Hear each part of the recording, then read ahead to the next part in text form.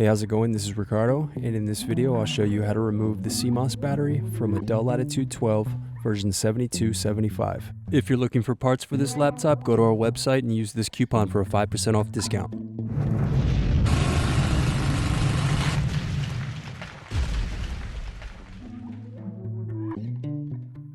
Remove back cover assembly screws.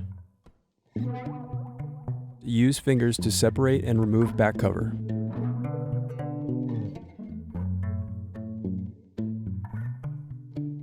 Now remove battery screws.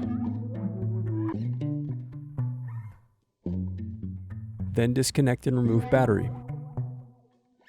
Now disconnect and remove CMOS battery. Thanks for watching. Don't forget to like and subscribe if you enjoyed this video.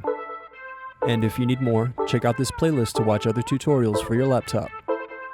You can also click here to find parts for your laptop at partspeople.com.